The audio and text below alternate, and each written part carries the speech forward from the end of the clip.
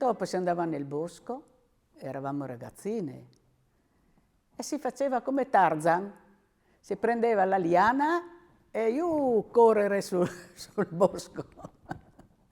No? E si faceva quei giochi lì, non si aveva niente. E si divertiva nel bosco.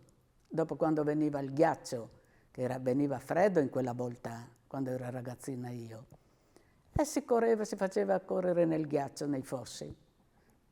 Si partiva, e i nostri genitori, cosa doveva dire?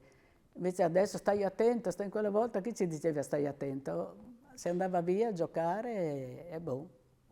E quando era il ghiaccio, che veniva la neve, la mia casa, la casa nostra, sembrava la casa dei nani. In mezzo tutto bianco e quella casetta piccolina lì. Eravamo lì. E lì venivano sempre tutti gli amici di mio fratello, la casa piccola, 3 stanze. E lì venivano tutti lì. E allora in quella volta non si aveva la luce, si aveva il lampione. No, perché noi non avevamo la luce giù di là. E venivano quei ragazzi lì e un giorno ci ha rotto il lampione e siamo restati al buio tutta la notte. Era così una volta. Era bello una volta, si aveva miseria e si era contenti più di adesso. Dico la verità, basta giocare e boh. No?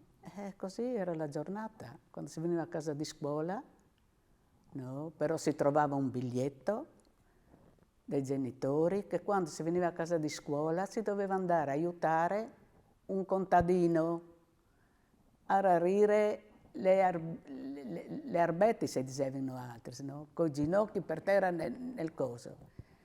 Si andava anche lì, i compiti si faceva quando si faceva pochi compiti, perché si aveva già un altro compito per andare a prendere qualche cosa.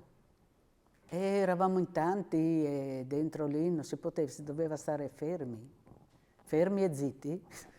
E allora venivano lì, ma allora mio papà diceva siamo in troppi, non si può venire tanti, no? E boh. E mi ricordo io della guerra che avevamo il campo noi, che passavano gli aeroplani, buttavano giù tutte cartine d'argento, buttavano giù, e noi correre per prendere su queste cartine.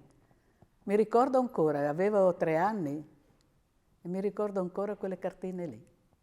E dopo era in tempo di guerra, e venivano tutti, io ero piccolina, mio papà aveva fatto il rifugio, eravamo tutti dentro lì, tutti metà di Carlino, dentro in quel rifugio lì.